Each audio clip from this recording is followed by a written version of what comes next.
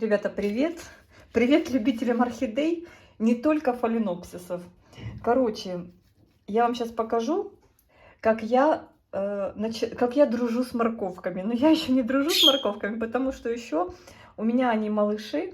И только самый такой начинающий этап, когда я с ними знакомлюсь, когда я на первом этапе уморила, наверное, сорта 2 или 3. В общем, от них ничего не осталось. И вот наконец-то у меня первые признаки того, что я начинаю что-то понимать. Вот перед вами 3 морковки, которые у меня есть. Это орхидеи, называются катасетумы, но они там еще бывают клависетумы и бывают, вот это в частности, как-то имеет название, клавезия, по-моему, клавезия. В общем, смотрите, как я поливаю. Во-первых, я не лью сюда наверх, я поливаю нижним поливом. Значит, когда я начинаю поливать? Я начинаю поливать, когда появился рост и достиг уже такого размера 8 до 10 сантиметров, когда он уже стал по высоте. И когда корешки, вот эти новенькие, устремляются активно вниз. И если вы увидите, что там они появляются, но у меня пока их, ну вот вроде как, да или нет. На этом, кстати, я не видела, но я его поливаю все равно нижним поливом. И я специально вниз положила, видите, в горшке нижний слой мох. И поэтому, когда я вот так погружаю нижним поливом, это видите, какой цвет удобрения. Это, кстати, у меня Catasetum orchids late. Уже приехал такие вот 3 бульбы, но они не были такие худенькие, они у меня похудели. Я их не поливала, они были без грунта, насколько я помню, в таких корзиночках. И я посадила вот так. Смесь коры мелкой, чипсы там немножко и серамис, а внизу мох. И вот мох вот так напитывается, корни слышат, что там внизу есть влажность, они туда идут. У этой клавезии, по-моему, это клавезия, точно такая же посадка, но у нее тут дела получше. Видите, у нее уже где корни. Я даже больше вам покажу. Они уже здесь, внизу. То есть ее уже надо удобрять, поливать уже без всякого стеснения. Так, где-то ж я видела даже по бокам горшка тоже, в общем, были корни. Или мне показалось? Не, ну вот этот корень я и видела. Видите, как интересно. Здесь ростик небольшой, потому что сама клавезия, она небольшая, но она очень прикольная в своем цветении. Я попробую, я поставляю вам фотографии. В общем, такие ростики классненькие. Вот так они просыпаются от старой бульбы. Растит орхидея маленький ростик, появляются потом у ростика корешки. И все это время я его, ну, и там пару раз сбрызнула по поверхности, но это так чисто. Я вообще старалась не трогать. Но вот когда он уже стал подрастать, разворачивать вот эти листики, я все не могла понять, что значит, пока катасетум не начнет разворачивать листики. Ну вот так вот он у меня начал разворачивать листики. И надо обрабатывать от клеща, потому что их любит клещ. Представляете? Пока рос этот рост, и я его не поливала, похудели очень эти старые бульбы. Прабабушка, бабушка, мама. Дочка с них попила соки. И я, когда увидела, что сильно похудали бульбы, хотя еще не было корней, большого количества новой бульбы, я все-таки немножечко подбрызгивала подальше от основания, вот сюда вот. Думаю, ну, они, в принципе, вы знаете, если бы я даже не подбрызгивала, ничего бы не поменялось, я вам так скажу. Сейчас я добавила, то есть они не возобновились в объеме. Как были, так и остались. Я добавила сюда органического удобрения с рост концентрат у меня с повышенным содержанием азота, потому что сейчас они растут. растут и набираются сил, и надо нам выкормить хорошую бульбу. Вообще, судя по всему, вот эта катасетумная группа, она очень прожорливая. Так, я обхожу вниманием своего старого жильца. Это тоже катасетум, пиелатум, такими желтыми красивыми цветочками. Он у меня был в маленьком стаканчике. Он у меня приехал весной, вырастил вот эту бульбу, вот эту. Листья он на зиму не скинул. Он у меня сейчас в обработке от клеща. Не скинул он листья. Я очень как-то так немножко даже была в ступоре. Думаю, они же должны полностью поскидывать листья. Не захотел. Но я его поливала. Он был в меньшем объеме, в таком маленьком стаканчике. Корни у него были видны сквозь стаканчик. Сейчас он у меня пересажен тоже по такому же принципу, как и эти. Внизу слой мха, а потом мелкая кора. Ну вот у него, там у него были корни от старых бульб. И они похожи на то, что они рабочие, живые. И вот недавно у него появилась новая бульбочка. Новая бульбочка, новый ростик пока. Это еще не бульбочка. Чтобы стать бульбочкой, надо хорошо кушать. Видите, вот такой новый ростик. И потом этот ростик начнет растить корешки. И эти корешки должны будут углубиться в субстрат и возьмут на себя функцию питания всего вот этого семейства. Понимаете?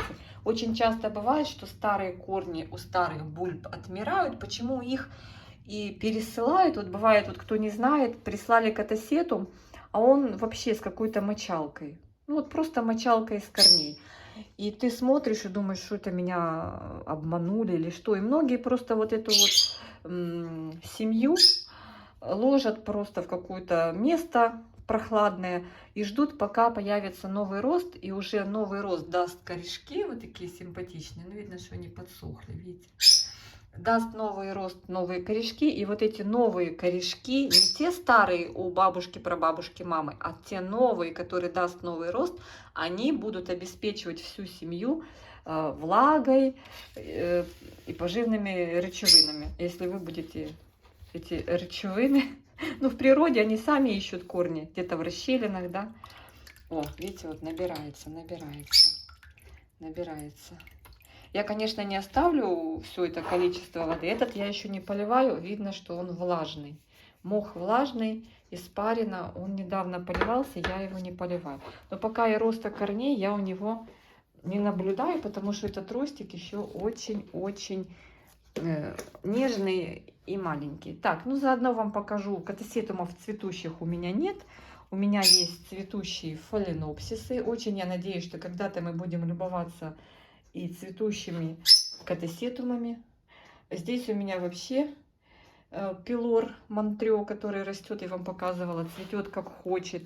Где-то тюльпанчик, где-то стандартик. В общем, ну, я люблю ее и такую. Здесь вот пилорчики у него, видите, красавчик. Здесь у меня сезамчик, обожаю этого мальчика сезамчика. Кунжут в переводе.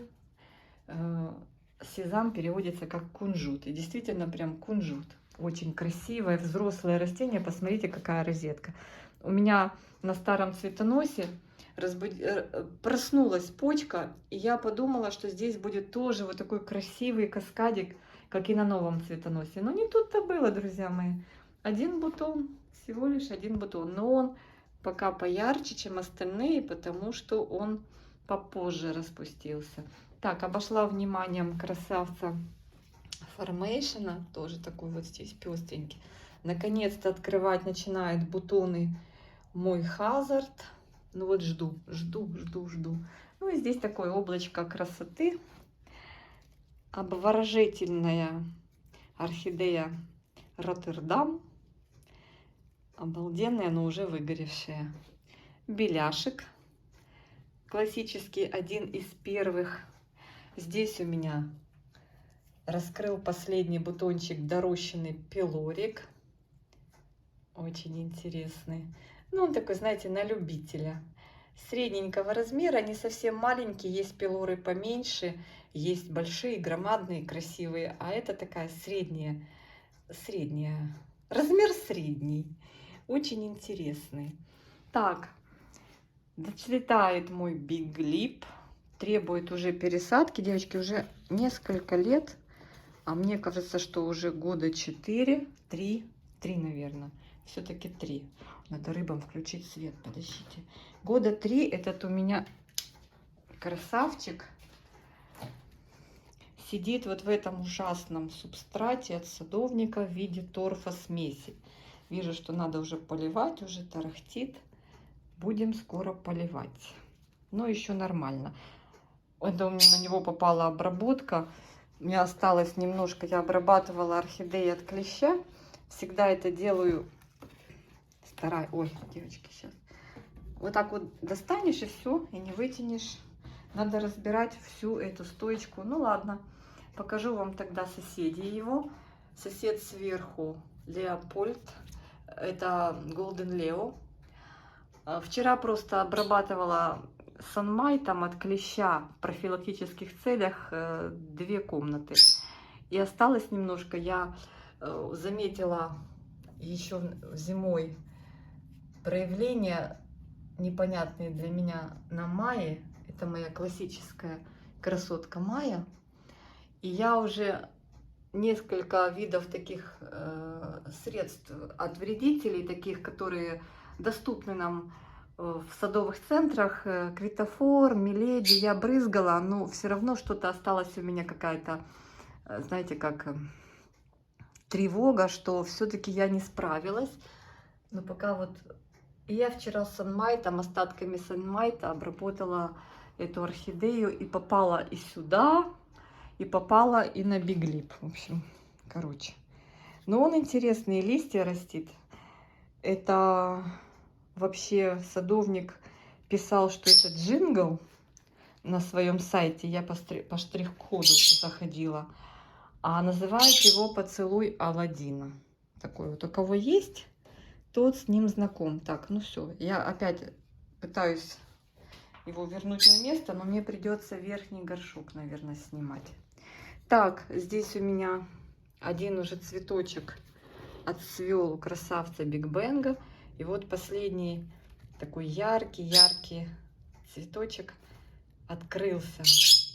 Но я думаю, больше он доращивать не будет. Это его, в принципе, в этом году максимум 3-4 цветочка. 5-й здесь уже сняла, отпал. В общем, вот так вот. Ну, он красивый. Арлекин. Мне повезло, потому что арлекины очень часто бывают однотонными. Он может быть розовым в данном случае, вот этот арлекин. Он может быть темно-вишневым, как его вот этот сплэш. Но вот, чтобы вот так попасть, оказывается, это еще надо иметь везение. Вижу, что беляшек уже грустно выглядит. Но вижу, что еще корни не хотят пить.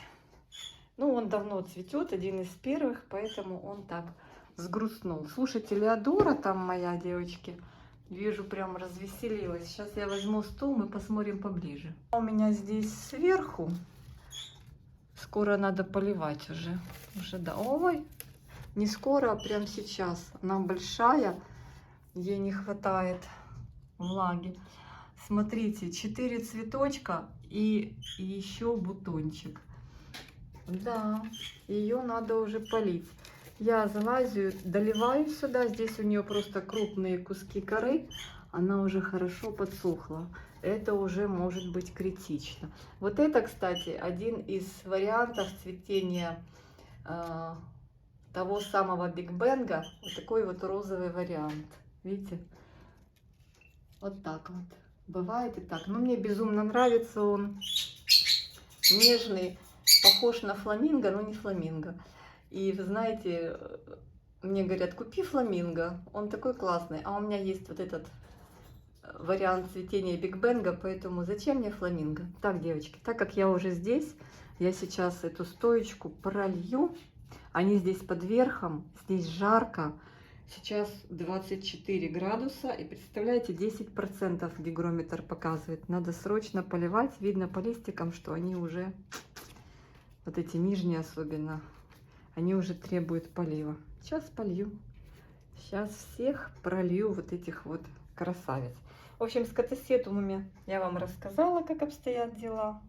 Катасетумы, конечно, было бы очень интересно зацвести катасетум в домашних условиях. Тут ванды у меня начали. Корни, видите, корни ожили на весну корни. Они у меня сидят, вы знаете, в таких вот разных емкостях. Тоже надо поливать. Ванды я поливаю раз в 3-4 дня. Просто заливаю и оставляю стоять в водичке. Добавляю удобрения. Да, уже пересохли красотки. Сейчас пойдем, уже все тарахтят, все хотят пить. Короче, есть чем заняться. Есть чем заняться, поэтому я думаю, что вы тоже не скучаете. Все, у кого около 100 и более орхидей, я думаю, что вам не скучно. Но мне кажется, даже если 80, и 70, и 50, ну, блин, это, конечно, требует сил и времени. Главное, времени. Не так сил, как времени. Я как начинаю, девочки, возиться. Ой, Майя обалденная. Смотрите, какой язычок. Это она уже отцветает. Когда она распускается, она более такая желтая, насыщенная. Я как начинаю возиться, то я смотрю, что я уже из дома не выйду. Пока польешь, пока там удобришь, а если начинаются обработки, то вообще караул. Хотелось, конечно, чтобы средства были безопасные от вредителей. Хотелось, чтобы вредителей не было на прекрасных этих цветах. Но так не бывает.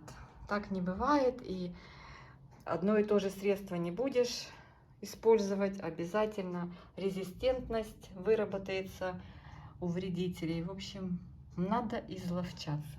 Все, друзья мои, всех обнимаю. Всем мира и добра. Отправляюсь на полив этой прекрасной компании. Не все, ну вот, например, сезам еще не обсох, ему еще можно постоять. То есть вот вижу, что ванды надо полить. Вот это тоже мантрюха. Мантрюха тоже еще влажненькая. Кстати, засыпала плагроном. Плагроном. Видите, он листик появился наконец-то. Это мой Будда Треже, который сидел в открытой системе. Я на него смотрела. Никакого прогресса в открытой системе не было. Он просто усушивал корни. И все вижу, ему не сильно хорошо. Вот вместе с этим красавцем. У этого красавца как-то пошло дело. Корни пошли расти в открытой системе. Тоже надо сейчас полить. А тот не захотел. И я его плагроном засыпала. И жду, что он все-таки... Видите, у него там влажненько теперь. И я думаю, что он начнет растить корни и восстановится быстрее в таком неорганическом компоненте, чем совсем без ничего. Ну, видите, вот у них такая болячка, они все вот так вот себя ведут. Вот так. Не все. Есть девочки, у которых нормально растут. Это видно или какой-то вирус или что, вот топсином помазан. Это вообще, он просто скидывает листья, ни разу не цвел. Может, вообще его придется утилизировать. Мы там сделали заказ этого же сорта с девочками. Ну, решил садовник, я, наверное, вам рассказывала уже, решил садовник этот сорт подрастить до больших размеров. И будет он только в мае. Но мы проплатили для тех, кто проплатил, кто уже предзаказ сделал. И, в общем-то, посмотрим, что приедет. Он-то у меня тоже приехал красивый. И вот новые листья идут нормальные, красивые. А потом через время проходит, вот лист отживает свои 4, 5, 6 месяцев и покрывается вот такой бякой непонятной. И хоть чем ты его поливай, ничего не помогает. Возможно, может быть, это и вирусняк. Так что вот так, девочки. Ну, растения тоже болеют. Скажете, убирай. Но вирусы, я так поняла, я не думаю, что... Вот сколько у меня уже, он года 4, если... Да, наверное, так. И все растения, которые рядом с ним стояли, они не заражались. Он в разных местах стоял. Наверное, не такой способ передачи этого вируса, если это вирус. Мне кажется, это если в сосудистую сетку растение должно попасть. Мне кажется, так, наверное. Если, может быть, в воду залить его, потом он постоит, а потом этой водой полить остальных, может так. А чтобы вот так рядом, воздухокапельным, ну это ж не человеческий вирус, это другой. Я думаю, что он не выделяется вовне. Ну, надо почитать, я не знаю. Напишите свои мнения в комментариях. Все, девчонки, такая вот красота. На полках у меня... О, Лимоша пьет водичку. Молодец. На полках у меня здесь полив будет через пару дней, потому что там нету таких высохших орхидей. Что ты там делаешь? Что такое? Здесь там тоже у меня еще влажные. Вот там одну надо пересадить. У нее уже цветочки она бросает. Уже отцвела. Ну и здесь красота. Я, кстати, с нижнего яруса убрала с полки Хэппи Минха. Поставила сюда, и он здесь цветет. Венецианский карнавал, красавчик. Притория. Ну, она у меня покопалась как арван. Красотка. Ну и вот это вообще обалденная биглип сакура. Он вообще с ног шибенный. Красавчик. Так, все, девочки, я вам показала. Baby Face еще не показала. Вот он, один цветонос здесь, другой цветонос сломался. И я его вот так подвесила. Видите, сломался цветонос. Что и следовало ожидать. Вот этот гигант красивый здесь тоже цветет. На 4 в этом году цветочка. Тот, которого Лимоша погрызла. Вон, видите? Ну, вроде ничего. Ничем не обрабатывала. Сами ранки затянулись, и все нормально. Да? Кто погрыз? Кто погрыз? Кто погрыз цветы? Бессовестная. Что ты ешь там? Вчера сорвала ей с фруктовых деревьев. Знаете, вот дикая вишня, там дикая алыча. Посрывала ей веточки с почками. А она их моментально съела. Так ей понравилось. Такой вот бесстыжий клюв. Бесстыжий клюв. Оказывается, они любят вот эти веточки с почечками. Там прям уже вот цветочки собираются цвести. И она прям такая довольная была. Лук она есть не хочет. Все, девочки, обнимашки. Всем всего самого-самого наилучшего. Ловите приветики наши. Ловите наши приветики. Девочки, я собираюсь. Купила вчера зонтик. Обещают дожди. Подушечку. Боже, я в автобусе 30 часов никогда не ехала. Так, рюкзак тут у меня. В рюкзаке пока ничего не собрано. Ну, в общем, сделали страховку туристическую. Еду с кузиной. Слушайте. Лореаль. Или что это такое, не знаю. Ну, неважно. Куча таблеток. Аптечка. FB25. Так, главное паспорта, деньги. Компас. Как я говорю, главное компас.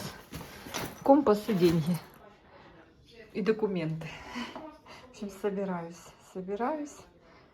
Чем ближе, тем больше переживания. Посмотрим, как, ну, 30 часов, конечно, автобусом это жесть. Ну, оно того стоит.